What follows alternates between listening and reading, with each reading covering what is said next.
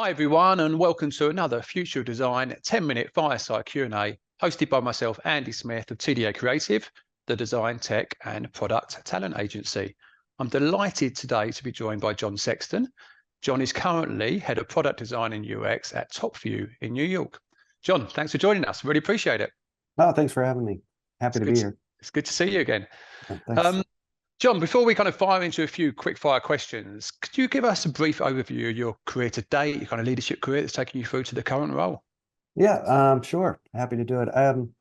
Well, with 20 years of experience design, I've moved around a little bit over my 2 decades, and I love what I do. And they say if you love what you do, you don't work a day in your life, and I fully believe that.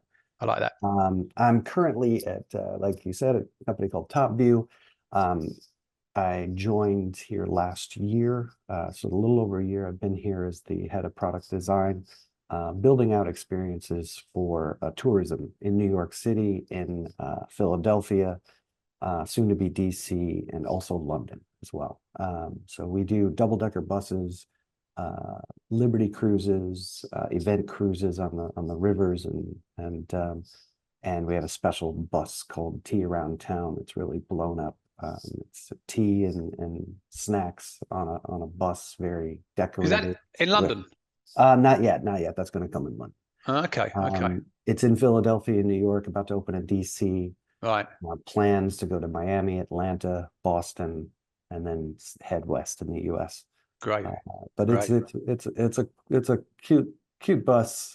It's very floral. It came out last August with the premiere of the Barbie movie, so that really took off and helped us grow organically. Influencers have been all over it. I've never seen a social campaign blow up like this one did. It went from, Wow. We celebrated 1,000 followers on Instagram, and within a month it was over 100. So we're still, wow. It's pretty impressive how that I like it. just blew up organically.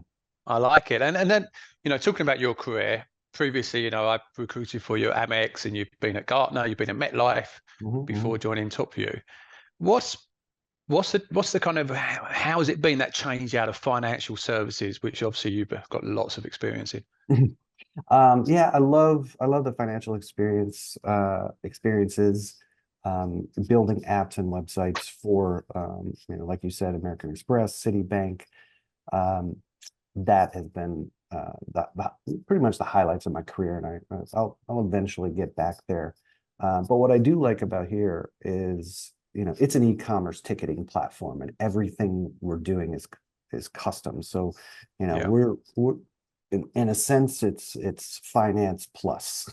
So with in e-commerce, so I definitry enjoy that, and but my true passion is Highly absolutely transactional in finance. Yeah, so I just want to deal with money. So I guess that's what it comes down. That's it. Good. I like it. And talking of true passion, is design leadership. What do you enjoy most about design leadership? What do I enjoy most? So I think I'm an extrovert, so I'm a people person. People say, one thing they say about me is you're very personable. I hear that all the time. And so being a leader in the design world, I bring people together. I mentor people. I love making connections and great products with a good team. I never take credit. I'm not one of those people that's, oh, I designed this. If I didn't design it, I'm going to give credit where credit is due, and keep my team going. But it is key.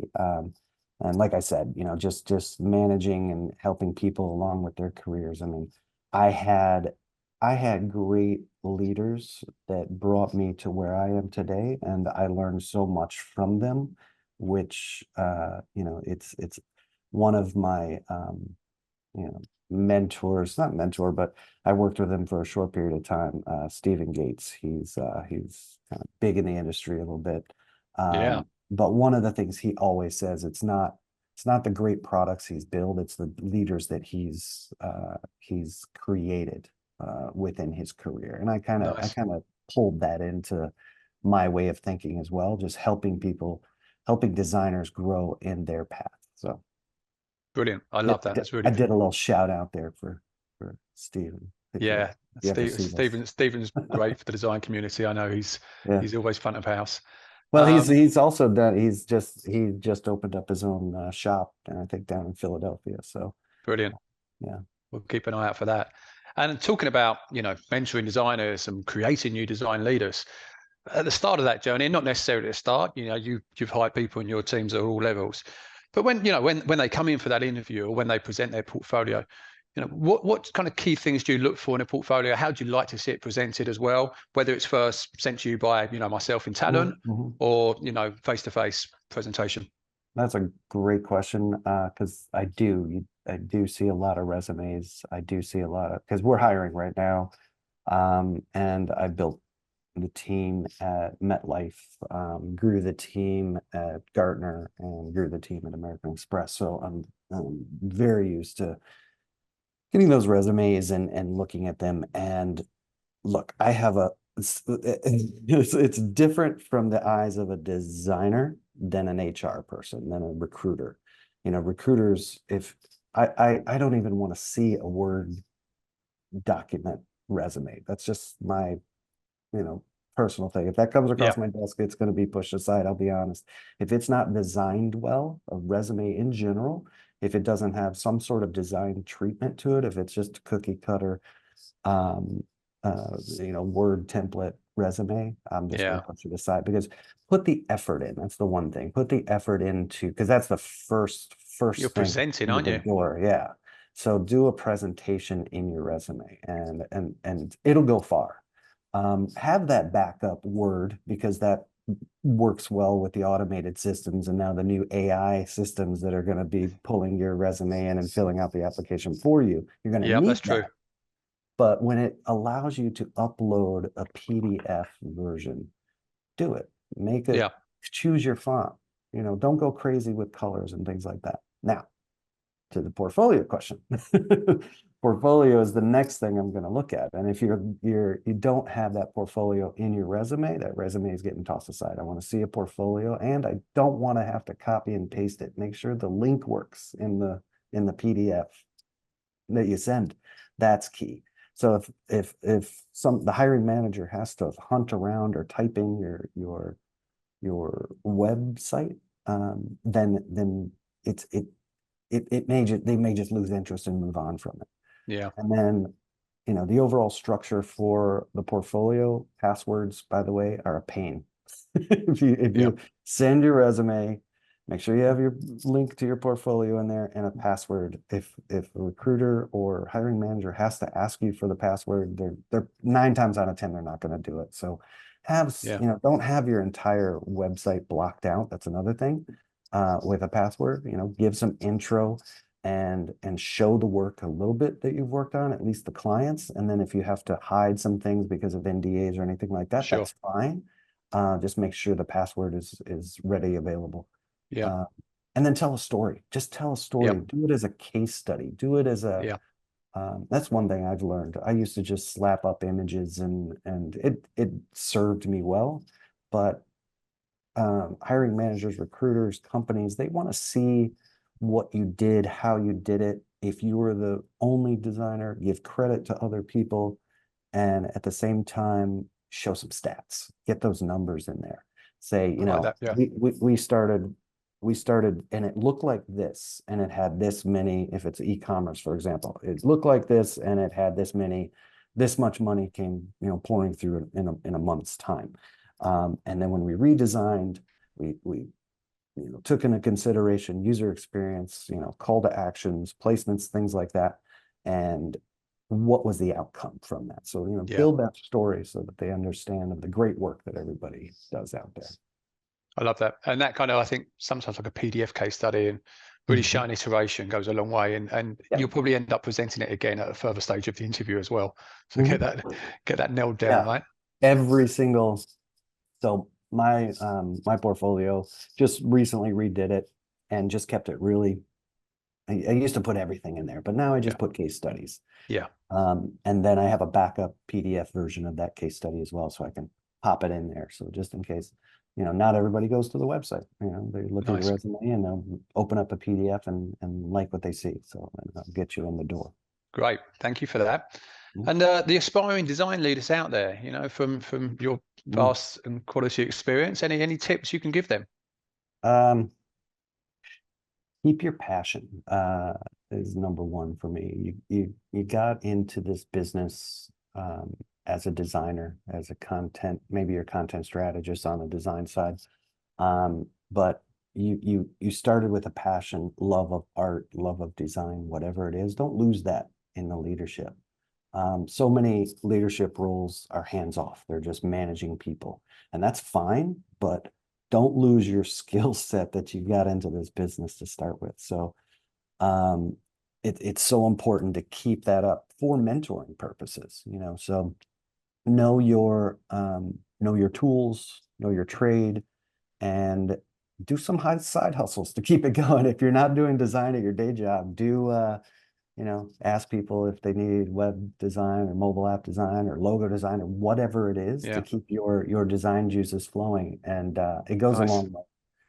And it keeps you motivated and up on the what's current. I like that. Thank you. Mm. And any tips? You've worked in pretty big organizations, all right, large design teams. Any tips for elevating or really where design can be elevated or positioned within those kind of orgs? It's quite a big question that always comes up, right? Yeah. I know there's no right or wrong answer to this one. Just your thoughts, Oh, I please. have the right answer. Go ahead then. I love It it. just popped right in my head. Research. It's research, UX research. If you do not have a design team in-house that's a research design team, we just talked about Craig from American We Express, did, yeah. phenomenal.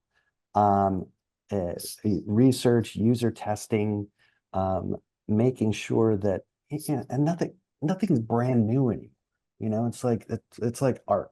You can't paint a picture that doesn't look like something that someone's painted in history. Same goes pretty much with design. You want Yeah. influence from other web or mobile apps or whatever it is. Stay current with the trends and put it in front of users. I mean, that is the biggest key. So if you're in a design organization that doesn't have a UXR division, put one in as soon as you can, or do it yourself.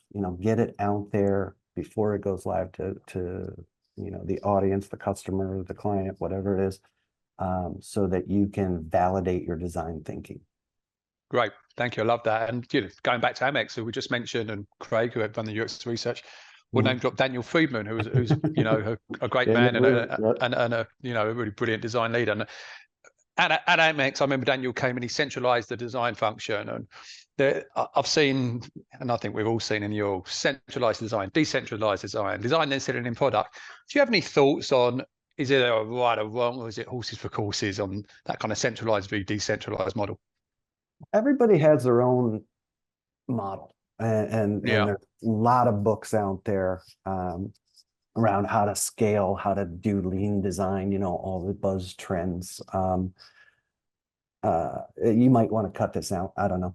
I'm from the GSD model, get shit done. That's it's just Staying what in. it is. Yeah, yeah. And I have a coffee cup with it. Get shit done, check.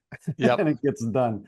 But whatever your process is to make that fluid and work well within the organization, because it's not just the design team, it's you're working with product first. It comes to design, then it goes to engineers. All three of those, from a product design standpoint, they need to work together. They need Yeah. to be included from beginning to end of any product roadmap. You can't just have product come up with something or leadership come up with something and they say, execute this, and then they throw it to the design team, and the design team says, here it is, it's pretty, it's blue, and it gets approved, and then you throw it to the development. You need all three groups within that organization to work together to solve those problems from beginning and end. And that's what was great about American Express. Another shout out, Stuart Kendall, was the 3-year vision of in the time that I was there, this creating that plan, that roadmap for the next 3 years. And I saw it executed after I left, and I was so proud of the work that, you know, our team had done on the American Express mobile app. It's won tons of awards, but just the experience overall coming in. When I first came in, I worked with the team to revamp it. And I had a great team set up there, great support from everyone, and just brought products and engineers in to make it happen. And then thought about, hey, what's going to be in the next 3 years? You know, we have a great app now, but things are going to change, and what are we going to do? So I have a whole case study about that. We've talked about case studies a little bit. That's great. I mean, I still work with the guys at Amex, and they're still doing a fabulous job around that as well. Yep. And John, I always like to finish off with a little bit of a curveball. You know, the question: can you tell us something about yourself that few people know? That's kind of, I mean, yeah. Go on then. Let's see. So years ago, I started doing Ancestry, you know, thinking about where I came from. Okay. And you mentioned Craig, who's Scottish. You know, I have, you know, I did the DNA, all that stuff. And so, you know, so first of all, let me say I am 100% American as far as that goes. There's no my grandfather came over and saw the Statue of Liberty or anything like that. There's none of that. It goes back to the Revolutionary War, Mayflower, depending on which side of the family line you look at. But once I did that, I saw a bunch of cool things. The reason why I said Scotland and Craig is because I found a name Wallace that was married to a Sexton.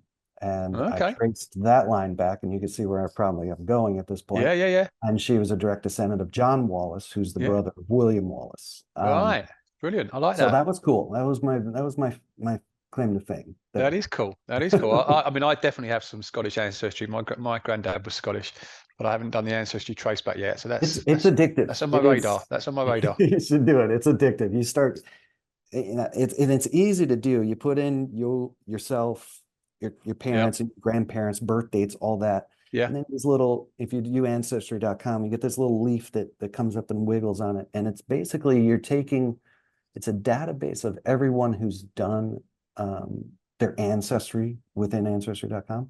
And and it'll pull that information in from other people. So relatives that you didn't know are doing that already. Yeah, I see. And so it's just that, you know, it's the tree. It's all the branches of the tree, and you just follow that. I did it for myself, my wife. Oh my God, my wife, she goes back. She had Livingston was one of her ancestors that signed a Declaration of Independence. Wow. We've probably got a few more people going to be doing it now as we've said that as well. So I highly recommend it. It is addictive. It's like marketing for ancestry.com.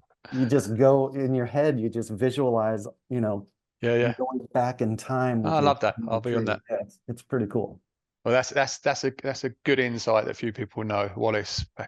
Thanks for that, John. And look, thanks for your time. Thanks for your insights. Really enjoyed the chat. And thank you from the audience. And we'll catch up again soon, and no doubt on another TDA Q&A or live event. Great. Thanks, Andy. Appreciate it.